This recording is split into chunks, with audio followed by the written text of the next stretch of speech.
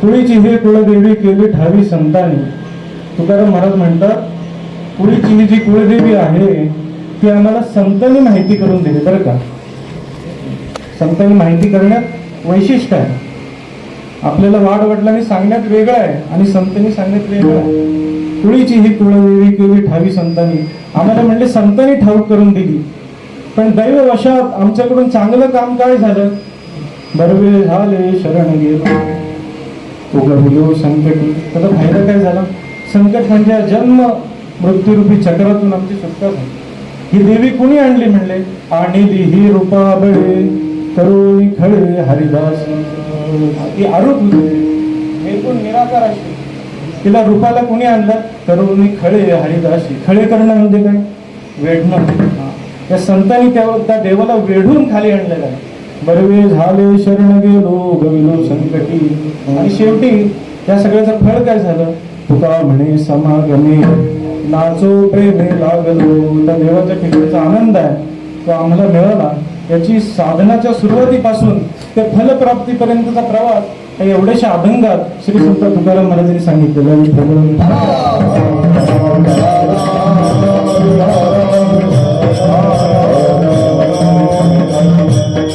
आजचं कीर्तन हे नैमित्तिक स्वरूपाचं आहे.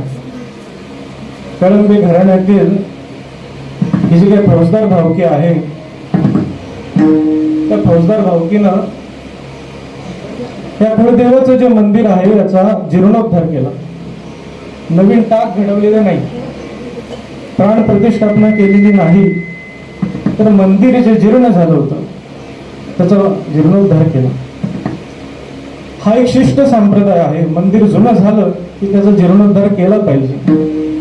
श्री संत तुकाराम महाराजांच्या चरित्रात सुद्धा हा प्रसंग आलेला आहे. तुकाराम महाराज म्हणतात, आमच्या पण वाडवडिलाचं देऊळ होतं.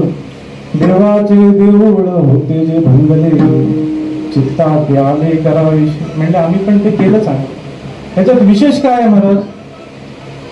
तर आपलं सगळेच बघतात. आपल्या घरात चांगला बेड कसा लागेल, पंख्याच्या ऐवजी एसी कसा लागेल हे सगळेच बघतात. पण आम्ही जसे राहतो तसं देवही राहिला पाहिजे. आमचं घर जेवढं चांगलं आहे देवाचं घरही तेवढं चांगलं पाहिजे. हे सात्विक माणसांच्या प्रवृत्तीचं हे लक्षण आहे. ही एक सत्प्रवृत्ती आहे आणि हे भक्तीचं लक्षण सुद्धा आहे. देवाचं देऊळ हे चांगलं असावं असं जर आपल्याला वाटत असेल तरी भक्तीचं लक्षण काय? नारद भक्ती सूत्रामध्ये भक्तीच्या व्याख्या सांगतात. पहिली व्याख्या सांगतात कथा विश्वती गर्गा. गर्गाचार्याची व्याख्या सांगतात. काय व्याख्या आहे की जेव्हा कीर्तनात आपल्याला गोडी वाटायला लागते, कथेमध्ये जेव्हा आपल्याला गोडी वाटायला लागते तर समजायचं की देवाची भक्ती थोडी प्रकट झाली. नारदांची एक स्वतःची व्याख्या आहे. नारदस्तु तदर्पित खिलाचारा तद्विस्मरणे परम व्याकुल भीती. म्हणजे जे दिवसभर करू सकाळी उठल्यापासून ते सगळं झोपण्याच्या आधी त्या देवाला अर्पण केलं पाहिजे असं ज्याला वाटतं तो भक्त आहे. आपण दहावीर लोटांगण नंतर जे म्हणतो कायेन वाचा, जेव्हा मी दिवसभर शरीरानं जे काही केलेलं असेल किंवा वाचेनं जे काही केलेलं असेल, मनसेंद्रिय वा मनाने मी जे काही केलं असेल, कोणाचं काही चिंतलेलं असेल बरं वाईट, बुद्ध्यात्मना वा नृसो स्वभाव किंवा बुद्धीनं मी एखादं काम केलेलं असेल वा नृसुत स्वभावात किंवा सहजगत्या माझ्याकडनं काहीतरी घडलेलं असेल करून जे जे मी काय केलेलं असेल सकलम परस्मै नारायणायती समर्पयामि. ते दिवसभरचं जे काही काम आहे ते भगवंताला रात्री झोपण्याच्या आधी समर्पण केलं पाहिजे. तुकाराम महाराज म्हणतात जे जे काही करीतो देवा ते ते सेवा समर्पे. हे भक्ताचं लक्षण आहे. आणि तिसरं लक्षण जे सांगितलेलं आहे हे व्यासांचं लक्षण आहे. पूजा विश्वनुरावेती पाराशर्या. पाराशर्या म्हणजे काय? व्यास हे पराशरांचे पुत्र आहेत आणि त्यांची भक्तीची व्याख्या काय आहे तर म्हणतात की आमचा जो देव आहे त्याचं पूजेचं साहित्य चांगलं असलं पाहिजे, त्याचं देवार चांगलं असलं पाहिजे, त्याचं देऊळ चांगलं असलं पाहिजे असं ज्याला वाटतं ते भक्तीचं लक्षण आहे. त्यामुळं ही सत्प्रवृत्ती की आपल्याला असं वाटणं जसं आमचं आहे तसं देवाचं झालं पाहिजे. आणि मग या कळंबे फौजदार भावकी जे आहे त्याने काही आर्थिक नियोजन असतील तर मन धनाने ही सेवा केली, कष्ट केले आणि सुंदर असं कुलदेवतेच्या मंदिराचा त्यांनी जीर्णोद्धार केला. आणि आजचा जो दिवस आहे हा पूर्णाहुतीचा दिवस, संकल्प पूर्तीचा दिवस आहे. नेहरूकरांच्या शब्दात सांगायचं झालं, पूर्ण केला पूर्ण केला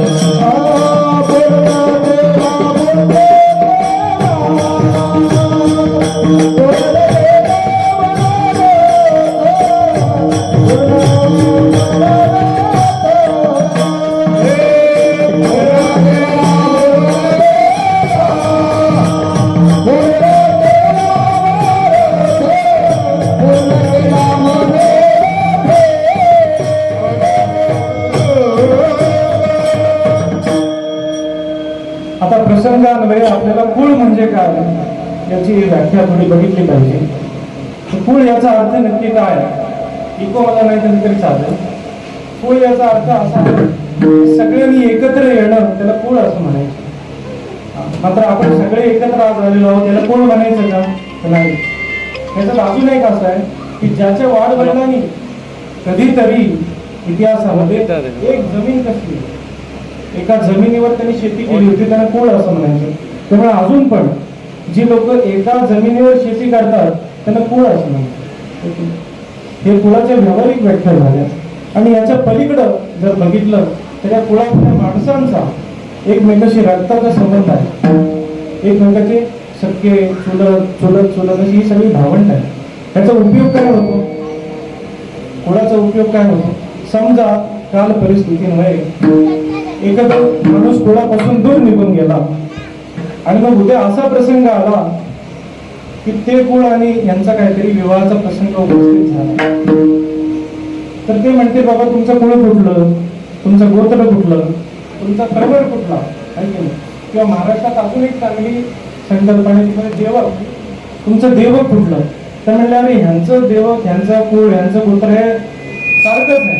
तर म्हणली ह्या नात्यात काही तुम्ही गोदनाव आहे आमचा आणि तुमचं काय विवाह संबंध होणार. तर ह्या कुळाचा हा व्यावहारिक उपयोग झाला आणि हा वैज्ञानिक उपयोग सुद्धा. जर रक्ताच्या नात्यामध्ये जर संबंध झाला तर येणारी संतती जी आहे तिच्यात विकृती निर्माण होते. आधुनिक विज्ञानामध्ये इनब्रीडिंग असं म्हणतो. बरं, हा कुळाचा व्यावहारिक फायदा झाला. अजून याच्यापेक्षा कुळाचा अजून एक फायदा आहे, तो म्हणजे कुळामध्ये चालत आलेला कुळधर्म. प्रत्येक कुळाचा काहीतरी कुळधर्म चालत आलेला आहे. लोक म्हणतात की बाबा अरे तू कुठलाच सुटलास की रविवार आला शुक्रवार आला की तुझ्या हातात आम्हाला काळी पिशवी दिसते. म्हणजे तुझ्या कुळात आम्ही माळकरी लोक बघितले. तुझे काय चालवलंय, तुझ्या कुळात असं नव्हतं. लोक त्याला तुझ्या कुळाचा धर्म, त्याच्या वाडवडिलांनी काय केलं याची आठवण करून देतात. एक माणूस आहे तो म्हणले खोटच बोलतो. त्याला खोटं आपला फायदा जिथे दिसेल त्याला खऱ्याचं काय पडलेलं नाही. तर लोक त्याला सांगतात अरे तुझ्या वाडवडिलांना ते केलं नव्हतं. स्वतःच्या जीवावर आलं तरी तो सत्य बोलला आणि तू हे काय करतोयस म्हणजे. हा जो कुळधर्म आहे त्याची लोक आठवण करून देतात. या दृष्टीने कुळधर्म महत्वाचा आहे. एक माणूस म्हणजे चोरीच करतोय, स्वतःच्या कष्टाचं आहेच पण दुसऱ्याच्या कष्टाचं पण मला मिळावं अशी त्याची मनोवृत्ती आहे. तर त्याची आजूबाजूची आठवण करून देतील त्याला तुझा वाढवडील असा नव्हता. अजून म्हणले एक आहे तो साठवतोय.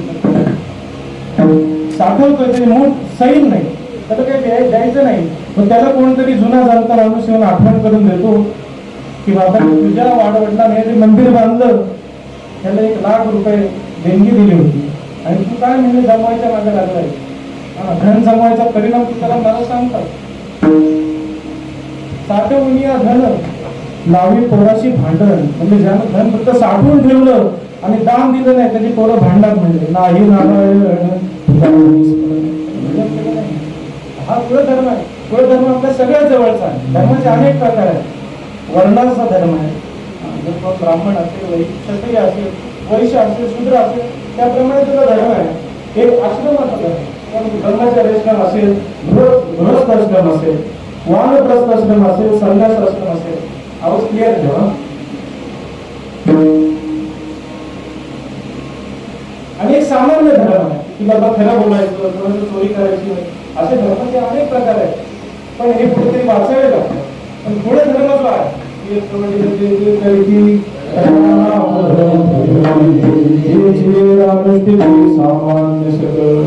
हा दिसतो की अरे माझ्या वाढवडीने काय केलं होतं, माझ्या घरातल्या ज्येष्ठ माणसाने काय केलं होतं. हा सगळ्यात जवळचा धर्म आहे. तो धर्म काही आपल्यालाच दिला असं नाही. देवाने ज्यावेळी इथं अवतार घेतला त्यावेळी त्यांनी हा धर्म पाळला.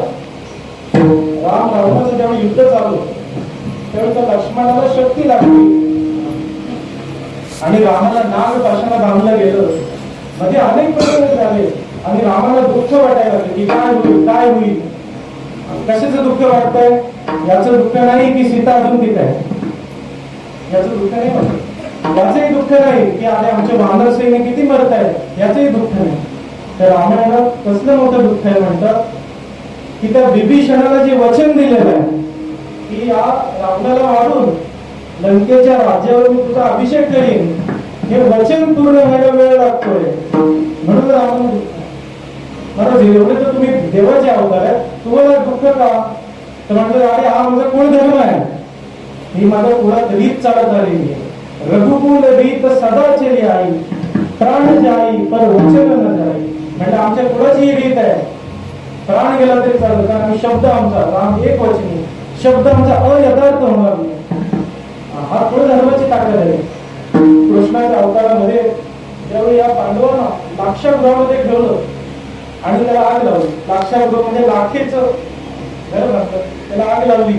असं त्या विदुराने आधीच तिथून भुयार खणून ठेवलं. त्या भुयारातून ते पांडव निसटले.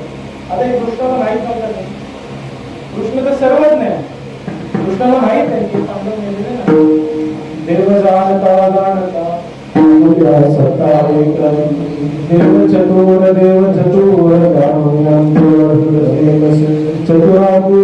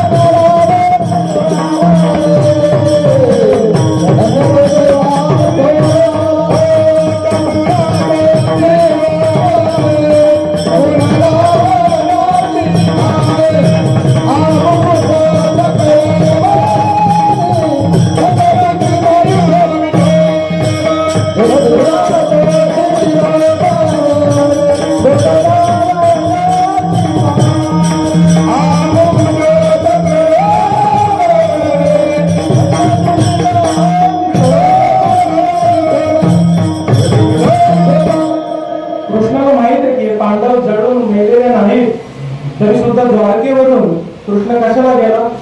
साप मारायला. त्याला आपण म्हणतो ना हाक मारायला गेला, सांगोळ खेळायला गेला. त्याला माहित आहे हे पांडव मेलेले नाही, तरी सुद्धा त्या कृष्णाने जाऊन सांत्वन केलं. का? कुळाच्या चालत आलेला. इथं देवांची उदाहरणं नाही. माऊली ज्ञानेश्वरीत म्हणतात, भक्तीचे मी आखिलेपणे दैती देवा आणले गुणे, माझे नृसिंहत्व लेणे जयाचे महिमे. तो दैत्य कुळ साचव काढे. त्या दैत्य कुळामध्ये प्रल्हाद नावाचा एक भक्त जन्माला आला आणि त्या प्रल्हादाला गोष्ट सगळ्या माहिती. त्या प्रल्हादाचे वडील हिरण्यकशिपू त्यांनी त्या प्रल्हादाला त्रास दिला आणि मग नृसिंह अवतार झाला आणि त्याने त्या हिरण्यकशिपूची आतडी बाहेर काढली. एवढी गोष्ट सगळ्यांना माहित आहे. याच्या पुढे काय झालं? त्याच्या पुढे अनेक वर्ष गेली आणि त्या असुरांनी एक बैठक बसवली. म्हणजे अरे राजा, म्हणजे तू एक चूक केलीस. प्रल्हाद म्हणजे काय चूक केली? म्हणजे तू आपल्या कुळाचा विसरला. म्हणजे काय कुळाचा विसरलो? तर म्हणजे आपला असुरांचं जे कुळ आहे त्याच्यामध्ये कुळाचार चालत आलेला आहे. तो म्हणजे आपल्या बाबाचं ज्यांनी वध केलेला आहे त्याचा बदला घेतल्याशिवाय शांत बसायचं नाही. आणि मग काय झालं, प्रल्हादांचं भक्त म्हणून उदाहरण दिलं जातं, पण त्या प्रल्हादांनी सगळं सैन्य मिळून वैकुंठावर स्वारी केली. हा कुळाचार त्यांनी जपला म्हणून आपले संतांनी सुद्धा कुळाचार जपलेला आहे. तुझी चरण सेवा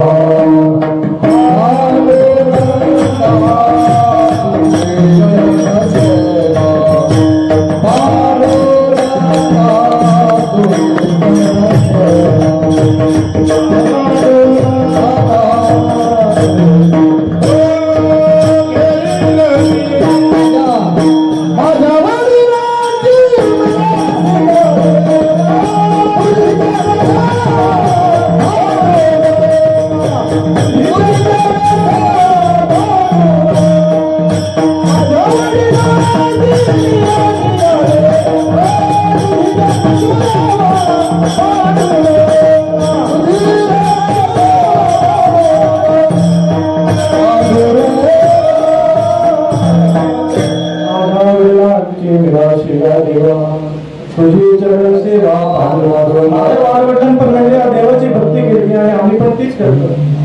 सहजे वडिला होती सेवा म्हणून पूजितो या देवा.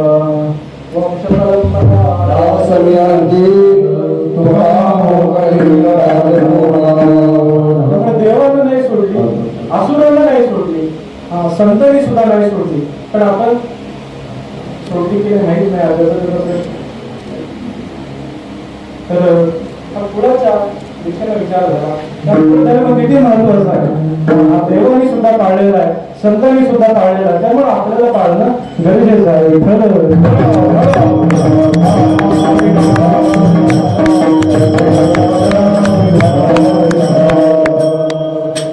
आता ह्या देवतेचं काय प्रश्न आहे, तर ही देवता म्हणजे थोडासा अभिमान धारण करणारी असते. अभिमान धारण करणं म्हणजे काय, जसं आपल्या या सनातन वैदिक धर्मामध्ये सगळ्याचे देवता आहेत. गंगा नदी बघितली तर तिची देवता आहे, त्या डोळ्याला बघतोय तर त्याची देवता सूर्य आहे, कानाला ऐकतोय तर त्याची देवता दिशा आहे. तर उद्या कानाला कुणाला प्रॉब्लेम आला एखादा आणि तो एखादा ब्राह्मण गेला तर तो त्याला ती देवता प्रसन्न होण्यासाठी मंत्र आहे. मला वाटते चाक्षुषोपनिषद उपनिषदच आहे. तर ही प्रत्येक गोष्टीचा अभिमान धारण करणारी देवता असते. एखादं झाड आहे तर तिथं देवता आहेच, एखादं गाव आहे तर तिथं ग्राम देवता आहेच. आणि असं ह्या कुळाचा अभिमान धारण करणारी ती देवता आहे. अभिमान धारण करते म्हणजे काय, की त्या कुळावर आलेलं संकट पहिला सामना करायला ती कुलदेव हा तिला अधिकार दिला आणि ती तुमच्यासाठीच आहे. दुसरा माणूस आला म्हणला माझ्याकडे 1 कोटी रुपये, तुमचं कुलदेव ते माझं करून द्या, असं होत नाही. आई जशी एकच, किती माणसाने प्रयत्न केला नाही दुसरी आई करून घ्यायचा, करून घेऊ शकत नाही, तशी कुलदेवता एकच आणि ती तिच्या स्थानासकट आहे. म्हणजे एखादी गाडी घेतली आणि म्हणले दोघा मित्रांना की चला कुलदेवाला जाऊन येऊ.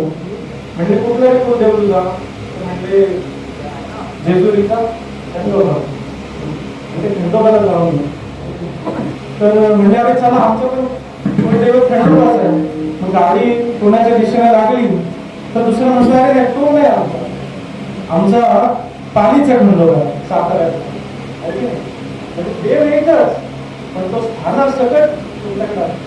आणि दुसरी गोष्ट अशी की काहींचं कुलदैव ते नृसिंह अवतार, तो नृसिंह अवतार आहे विष्णूंचा. पण म्हणून त्या पुढे तुम्ही गेला आणि त्याला म्हणले की अरे नृसिंह अवतार विष्णूंचा आहे, तर तुमचे कुलदैव विष्णू का म्हणतात नाही, विष्णू आमचं उपास्य दैवत असते, तर आमच्या कुलदैवता नृसिंह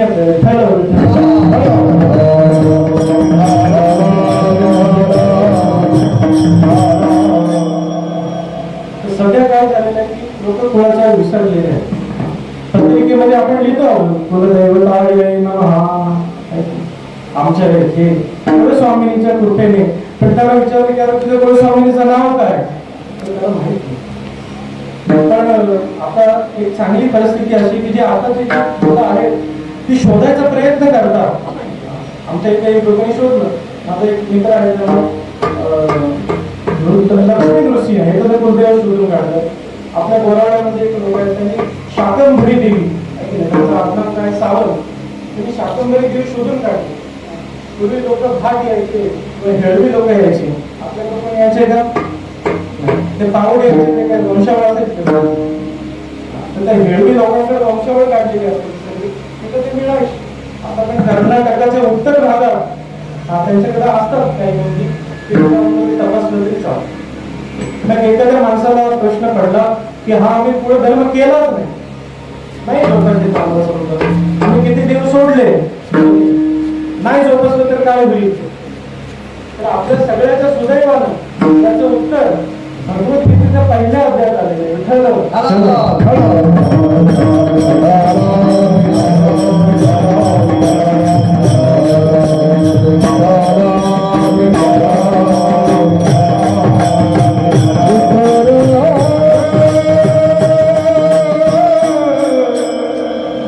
भगवद्गीतेच्या पहिल्या अध्यायामध्ये भगवद्गीतेचा विषय वेगवेगळा विषय, धर्म सांगितलेला आहे, ज्ञान सांगितलेलं आहे, भक्ती सांगितलेली, त्यामुळे त्या कुळाचा विषय सांगितलेला आहे त्याचं लक्ष एकदम कुणाचं जात नाही.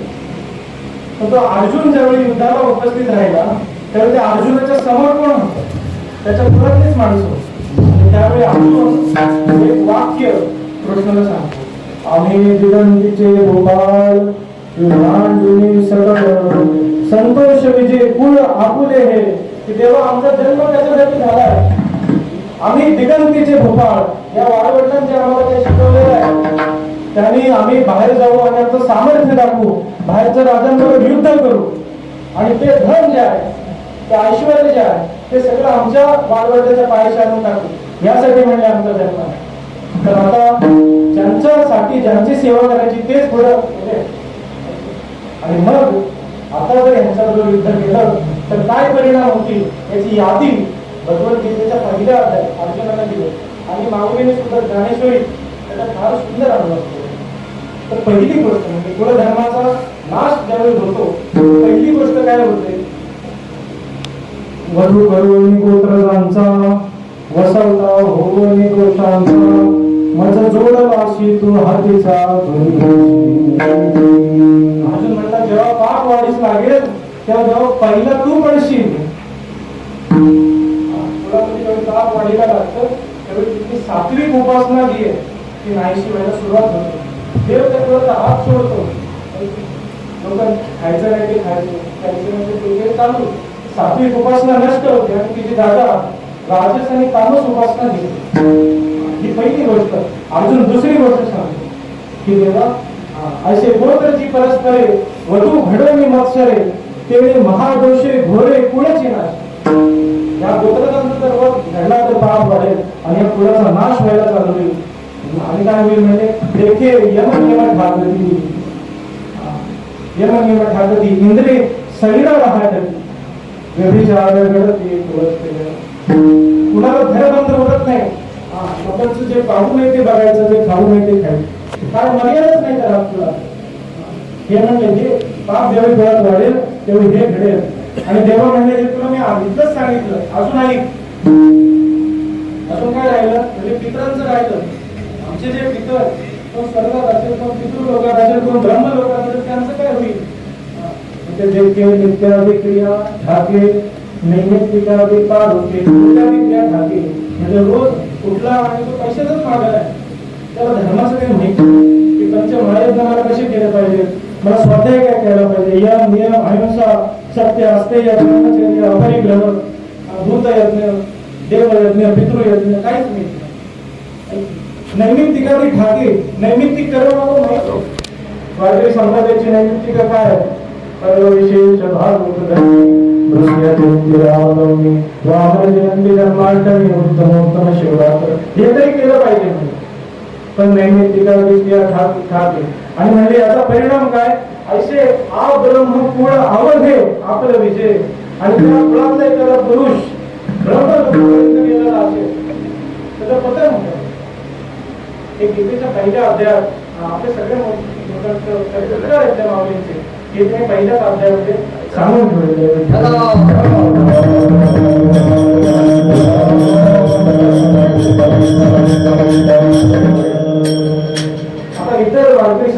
सुद्धा या कुळाचाराची स्तुती केलेली आहे बरं का. माऊली म्हणतात पहिल्याच अध्यायात इथे कीर्तन व्यासपीठ जे आहे वारकरी संप्रदायाचं, त्यामुळे हे सांगितलं पाहिजे वारकरी संतांच्या मनामध्ये त्या कुळदेवतेविषयी काय भावना आहे. माऊली म्हणतात कुळधर्माचा आळी विधी निषेध पाळी मग सुखे तुझं सरळी दिल्या बाबा तू कुळाचार तुला कर. तुकाराम महाराज ज्याचा अभंग आपण सेवेला घेतलेला आहे ते सुद्धा हेच सांगतात कुळधर्मी ज्ञान कुळधर्मी साधन कुळधर्मी निधान हातात चढे. कुळधर्म विशेषता आणि तुझा शेवट असा आहे तुका म्हणे कुळधर्म दावी देवी देव यथाविध भाव होय. तुमचा भाव जर त्या ठिकाणी चांगला आहे तर तो तुम्हाला देव दाखवायला समर्थ आहे. किंवा देवळीकरांच्या गाभण्यामध्ये असा भाग आहे तुका म्हणे कुळधर्म दावी देवी देव यथाविध भाव होय. या देहामध्ये देव दाखवण्याचं सामर्थ्य त्या कुळदेवतेने. एकनाथ महाराज भागवत ग्रंथ लिहिताना त्यांनी कुळदेवतेचं वंदन केलेलं आहे मंगलाचरणात. आता कुळदेवता जी घेता एकवीर आहे त्यांची कुळदेवता. महाराष्ट्रात 12व्या शतकापासून भागवत धर्म खाली आला. भागवत धर्म म्हणजे काय विष्णुमय जग विष्णू आता दया अपेक्षित आहे. पण महाराष्ट्राची वीरवृत्ती जी जन्माला आली छत्रपती शिवाजी महाराजांच्या उत्पादन याचं सामर्थ्य म्हणजे कुळदेवतेचं आहे. त्यांची कुळदेवता आहे तुळजा भवानी. एक मोठी उग्र तपस्या आहे शिवाजी महाराजांनी त्यावेळी तिने त्यांना यश दिलं. रामदास स्वामींनी दानकोळ जरी दिला तरी कुळदेवता त्यांची तुळजा भवानी तिथं जाऊन त्यांना घाटला दासबोध दिला. तिथं जाऊन त्यांचे आशीर्वाद दिले. दासबोध याच्याविषयी अगदी खुलासा आलेला आहे. अनुक्रम उत्तम अथवा मध्यम अवश्य दिसे. ते म्हणजे तुमचा कुळाचा उत्तम असेल अथवा मध्यम तर तो केला पाहिजे. आणि म्हणतात त्या कुळदेवतामध्ये कोण कोण देवी आहेत ते सगळीकडे भवानी आणि या देव्या नाही आहेत. जाग माता माय राणी बाळी बगुळा मानविनी तुझीचे मांगिनी जोगिनी कुळधर्मे अवश्य. या देव्या जरी असल्या तुमच्या कुळामध्ये तरी तो कुळधर्म अवश्य केला पाहिजे. हे वारकरी संतांचं सुद्धा मत. हे सगळ्यांचं मत आपण विठ्ठल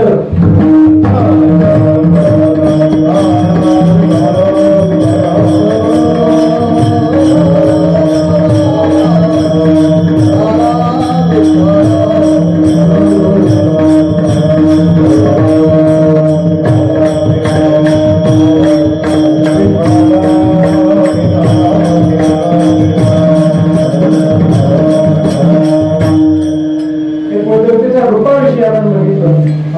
जसं सोन आहे तर सोन्याची अंगठी बनते आणि कामातलं बनतं नाकातलं बनतं. पण सोन्यामध्ये सोनं त्याचं रूप वेगळं असेल तर स्वरूप मात्र सोन्याचं आहे. ते देव आहे त्यांचं रूप वेगळं असेल. कोणाची दुर्गा असेल कोणाची भवानी असेल कोणाची जोगेश्वरी असेल आणखी कोणीही असेल तर स्वरूप आता ती कोण आहे तर संत म्हणतात ती आदिशक्ती आहे. आदिशक्ती म्हणजे कोण तर म्हणतात आदिशक्ती म्हणजे परब्रह्मच आहे दुसरं कोण नाही. पण परब्रह्माची जी विशेषण आहे ती या देवीची आहे. परब्रह्माची विशेषण काय आहे तर म्हणजे परमार्थ परब्रह्म अनादी पण आहे आणि निर्गुण पण आहे. देवी सुद्धा अनादी निर्गुण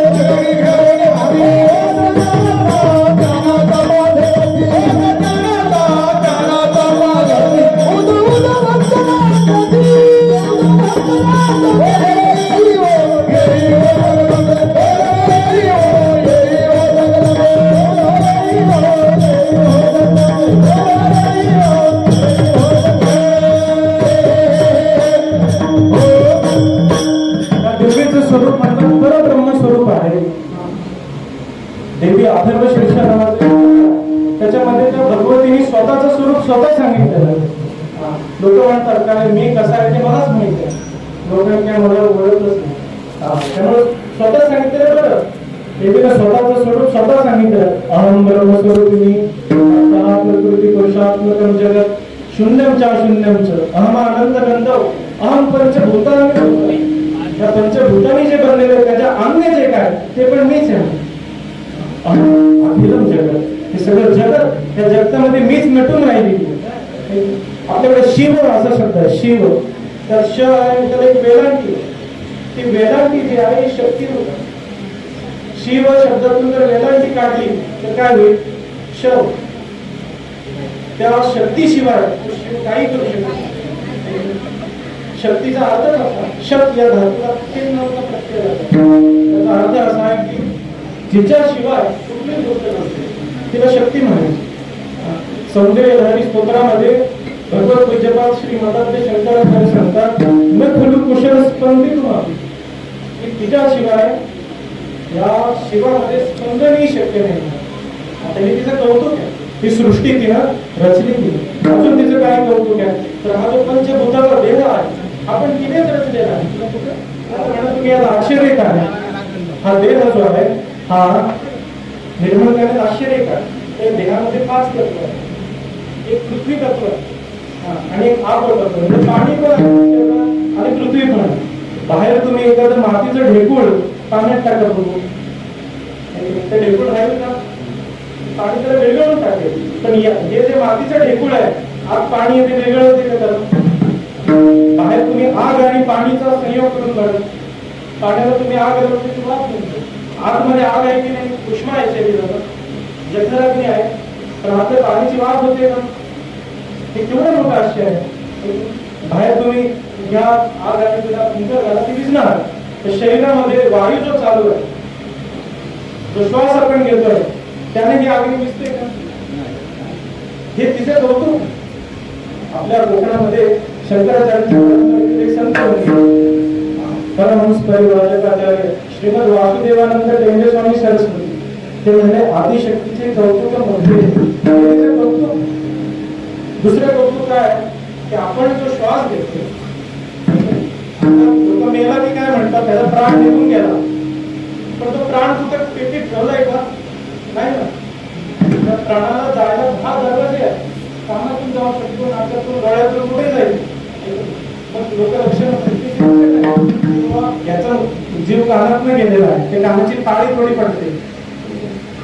मग तो प्रारब्ध जेव्हा संपत नाही देहाचं तो प्राण देह सोडून जात नाही. त्या प्राणाला जायला जागा आहे.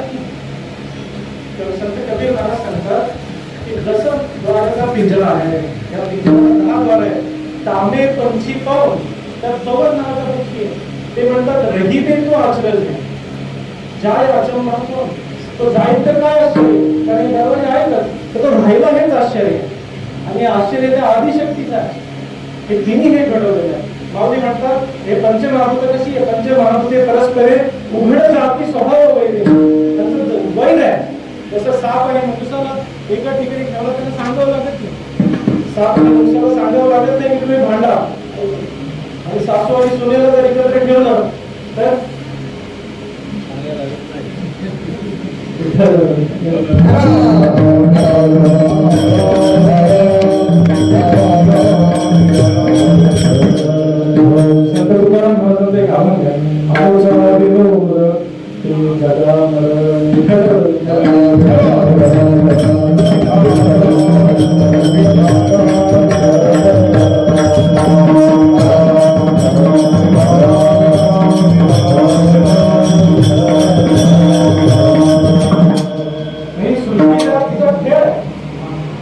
खेळ मांडलेला आहे. मग हा खेळ खेळायचा की रुसून जायचं आणि पोरं असतात काय थोडं मग काय म्हटलं की रडत गेली. तर तसं नाही म्हणलं. याच्या परमार्थामध्ये अनेक परंपरा आहेत. रुसून जायची पण परंपरा आहे. जे भक्तीशिवाय समाधी लावतात तो समाधी लावून कुठं जातो? हिमालयात जातो नाही तर गुहा शोधतो आणि तिथं बसतो डोळे बंद करतो झाला जगाचा विसर पडला, आता मला कोण कसला त्रास नाही, काय कोण मला दुःख नाही येणार नाही. पण हे काय खेळातलं पडून जाणार, तो खेळ खेळला नाही. आणि आपल्या संतांनी आपल्याला जसं शिकवलेलं आहे, असो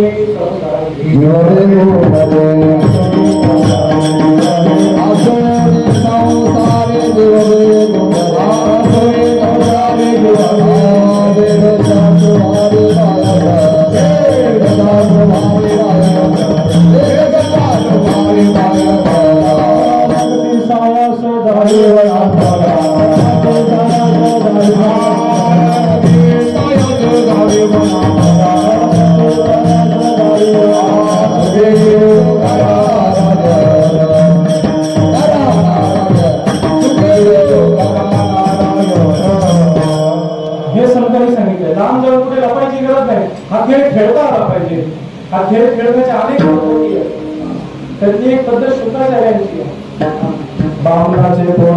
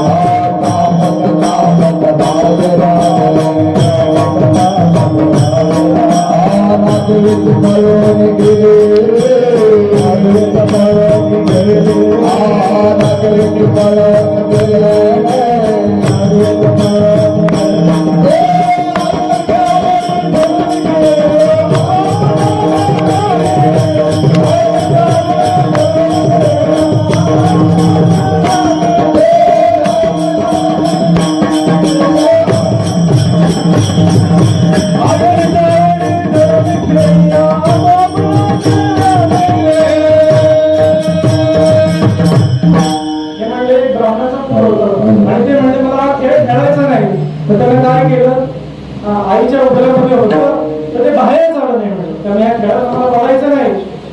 12 वर्ष शुकमुनी आईच्या गर्भात राहिले आणि ते व्यासाने प्रार्थना केली, म्हणजे ये बाबा बाहेर, या मायेचा स्पर्श मी तुला होऊ देणार नाही. तेव्हा ते आले. अजून एक खेळाडू होता, तो जगला नाही बरं का, पण त्या खेळाडूला असं ठरवलं की काम जो आहे, जे वासना आहे, तिच्या नादी लागायचं नाही.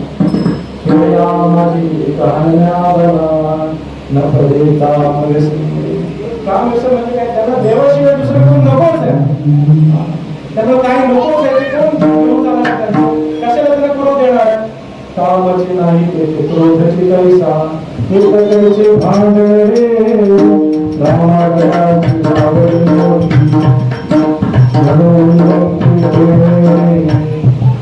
हा एक खेळ खेळला हनुमंत आहे. अजून एक म्हणले याचा एक मोठा खेळाडू झाला या खेळात, तो लपून तर बसलाच नाही. तो म्हणजे लहान होता तेव्हा त्यांनी राक्षस मारायला चालू केले. तो खेळ खेळला आणि तो खेळ मोडून पण गेला. कोण आहे तो यादवाचा पोळे खेळता खेळता अवघी मारून तो खेळची मोडून गेला रे. हे खेळ मोडून जाता आलं पाहिजे. खेळ मोडून जातो. आम्ही ह्या मायेचा जर साक्षात्कार करायचा ठरवला, या मायेचं स्वरूप काय, तर ते कोणाला त्याचा अंतच लागू शकत नाही. तर ती माया नाहीच आहे, ते अंत काय लागणार. त्यामुळे आम्ही ज्यावेळी तिची ओळख करून घेतो त्यावेळी आम्ही दुःखात, तर संत ज्यावेळी त्याची ओळख करून देतात त्यावेळी ते सुखाचा मार्ग दाखवतात. ते सांगतात की आम्ही माया म्हणून जी ओळखतोय ते परब्रह्मच आहे. पण ही ओळख म्हणजे संतांनी करून द्यावी लागते. अभंगाचं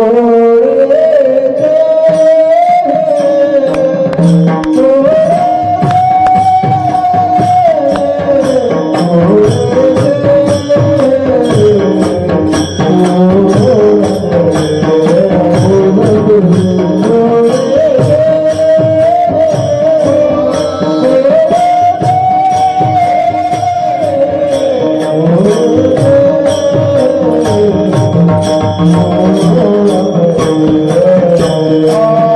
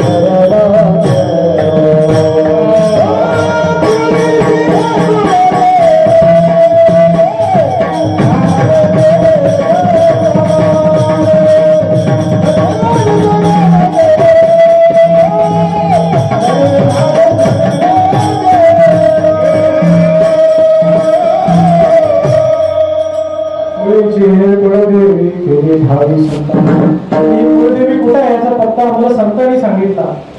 कुठे आहे महाराज? मृत्यूलोकी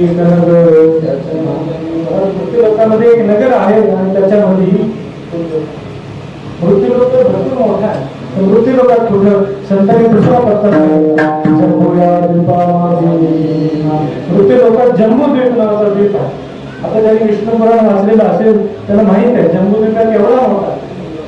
तर जम्बूद्वीपात सुद्धा एक कुळदेवी शोधणं अवघड आहे. मग ते सांगतात पंढरपूर पातळीला महाराज सार्वभौम आणि पंढरपूर नावाचे सुद्धा अनेक गाव आहेत. त्यामुळे या कुळदेवीचा पत्ता काय? तो पत्ता असं तर सांगतात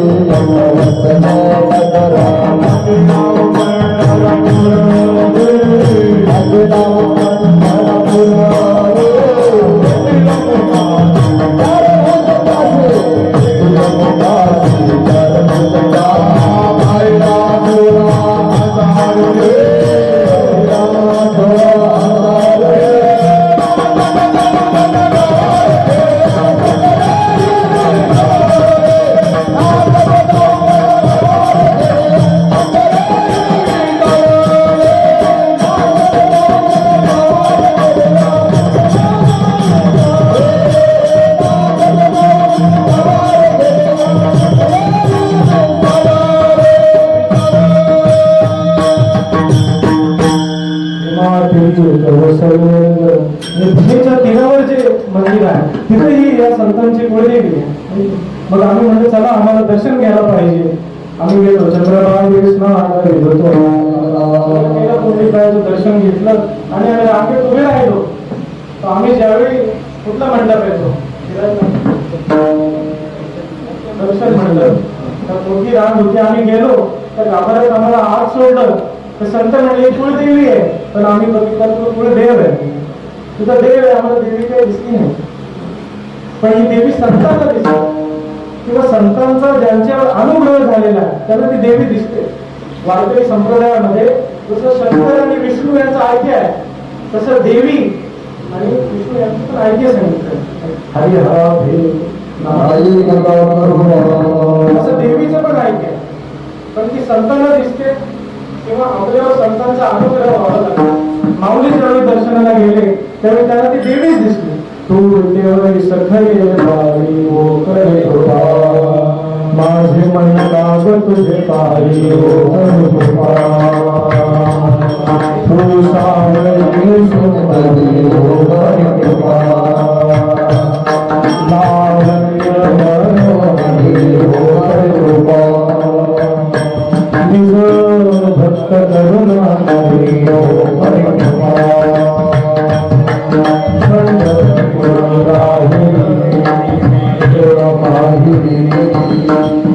संती देखी म्हणजे संतांना दिसते आणि म्हणजे आम्हाला कुणाचं दर्शन झालं सच्चिदानंद अंबाबाई झालं पाहिजे गेला जाऊ ना पण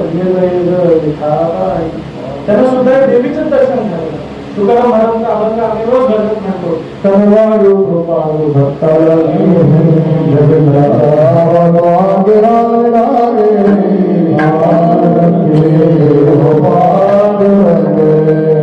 तुकाराम महाराजांचे बंधू कामोबा यांची सुंदर वर्णन आहे देवीची. अष्टांगी मंडित सोड शुद्ध रसाची होती वनावरणाची धानी हो. सर्व कला संपन्न मंजूर बोले हा शिवधनी हो. बहुरूपे नटली आदिशक्ती नारायणी हो. अतिरवंता म्हणजे देवी आहे आणि हिचं गोंधळ पण होतो. हिचे गोंधळी देवीचे कोण आहे?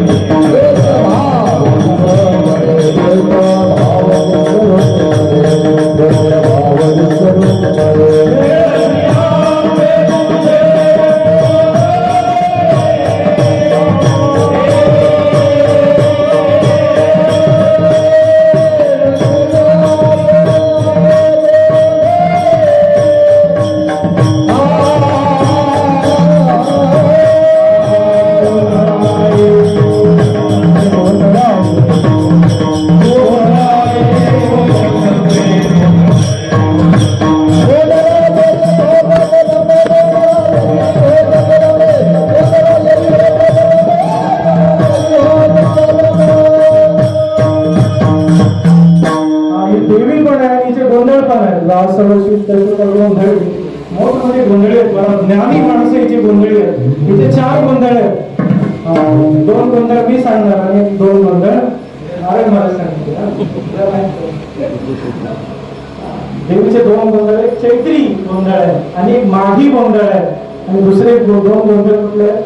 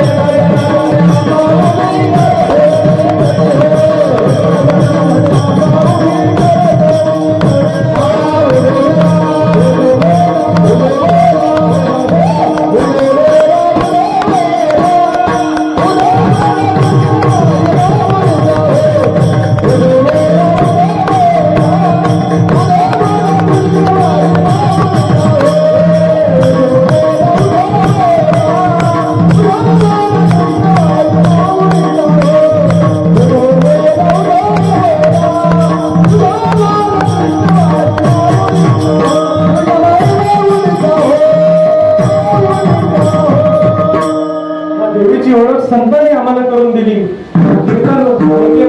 म्हणले आम्ही टीव्हीवर मालिका बघतो, देवाच्या मालिका बघतो, कुठे श्रावणात आम्ही ग्रंथ ऐकतो. सगळ्यात महत्व आहे तुमचं साधन काय केलं, तुम्ही सगळं ऐकून केलं काय. तर तुकाराम मला म्हणतात मी संतांच्या वाणीतून त्या देवीचं महत्व ऐकलं आणि मी काय केलं. अभंगाचं दुसरे चरण.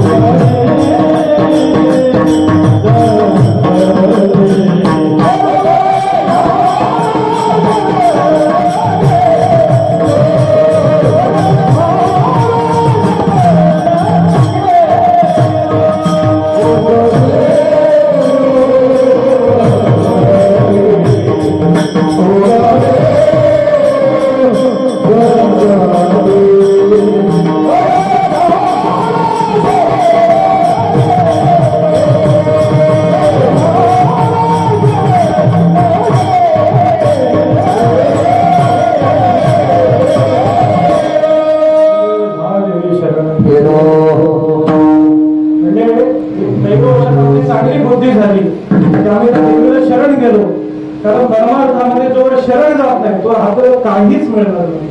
शरणागती शिवाय परमार्थ काहीच ठेवले नाही. भगवद्गीतेच्या दुसऱ्या अध्यायात तो प्रसंग आहे. हे कृष्ण हे यादव हे सखी आदानंद महिमानंदम यदुक्तम प्रसन्नम यदुक्तम. हे कृष्ण हे यादव हे सखी. तर अर्जुन म्हणत होता हा कृष्ण माझा मित्र आहे. एका ताटात जेवत होते पण त्या अर्जुनाला ज्ञान सांगितलं नाही. भगवद्गीतेच्या दुसऱ्या अध्यायाच्या 10व्या श्लोकापर्यंत मित्र असून अर्जुनाला ज्ञान सांगितलंच नाही. आणि भगवद्गीतेच्या दुसऱ्या अध्यायाच्या 11व्या श्लोकात अर्जुन म्हणतो शिष्यस्ते अहम शाधिमाम त्वाम प्रपन्न. मी शरण आलो. त्यानंतर भगवद्गीता सुरू होते. पण शरण आल्याशिवाय काहीच मिळत नाही. तर तुकाराम म्हणजे बरवे झाले शरण आता ही देवीला इथे आणली कुणी. साधा एक राजकीय एखादा माणूस आणायचा म्हणलं तरी पण मोठी उठाणगी असते. ते खायला त्याला बदाम काहीतरी चांगलंच घ्यावं लागतं. त्याला एसीची रूम द्यावी लागते.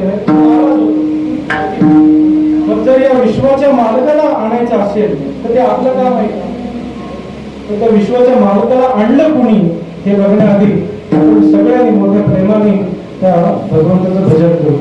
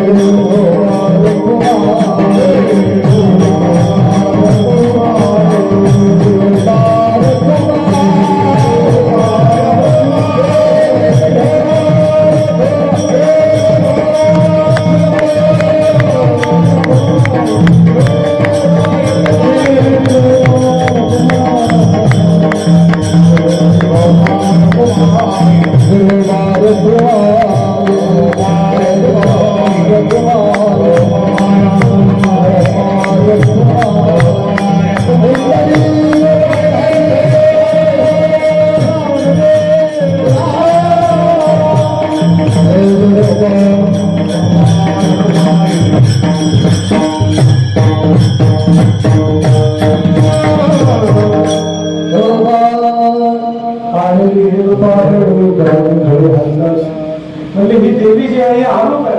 आपण तर तिला इथे संतांनी आणलेली आहे. आणि पंढरपूरच्या देवीला कोणी आणली. पुंडलिकाचे भेटी परब्रह्माने पुंडलिकाने आणली. कशी आणली. आराधिला पुंडलिके जननी आई वडिलांची सेवा तर पुंडलिकाने केली आणि त्याच्या देव प्रसन्न झाला. आता इथे सगळ्यात महत्वाचा मुद्दा आपण सगळ्यांनी लक्षात घ्यायला पाहिजे. आपल्यावर जर देव प्रसन्न झाले तर आपण आपल्याकडे यादी तयार आहे ती मागून म्हणत असतो आणि देव निघून जाईल. तर संतांचं विशेष बघा. त्या पुंडलिकानं काय मागितलं. स्वतःसाठी ते मागितलं नाही. म्हणजे इथं उभा राहा. शरणागता पहा कृपा दृष्टी भूलपापी जैसे तैसे पुंडलिका सेवा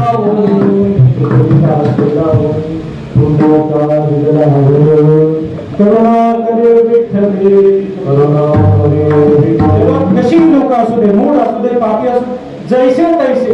असं नाही की बाबा हा मंत्र जपून ये आणि मग पंढरपूरला असं.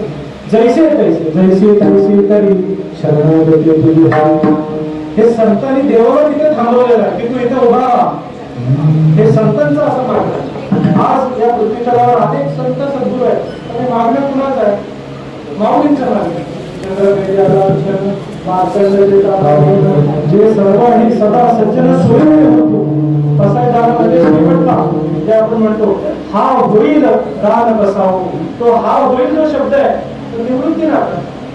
ते म्हणले की तू जे काय मागितलंस या संतांनी लोकांना भेट द्यावी जाऊन हा होईल म्हणलं. हे संतांचं मागणं विलक्षण असतं. ते जगावर उपकार करून आणि आम्ही काय केलं. आम्ही त्या देवीशी आता पेपरमध्ये बातम्या असतात, अमुक एक मुलगा 12वी मध्ये पहिला आला, आपल्याला त्याचा आनंद होईल का? होईल समजा. तर तो जर आपला मुलगा असेल तर जास्त आनंद होईल, कारण आता संबंध जोडलेला आहे ना. तर तुकाराम महाराज म्हणले मी पण संबंध जोडला अभंगाच्या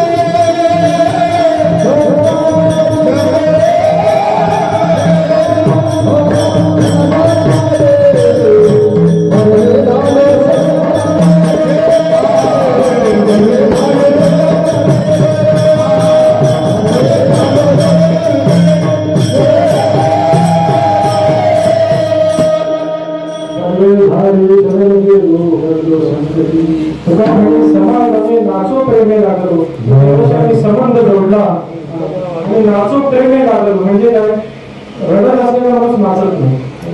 देवीचा आनंद जो आहे आम्हाला प्राप्त झाला अशी फलप्राप्ती रंगनाथाच्या कुळाचारापासून सुरुवात केली ती फलप्राप्ती एवढ्याशा अभंगामध्ये त्यांनी सगळं अतिशय उत्तम ज्ञानेश्वर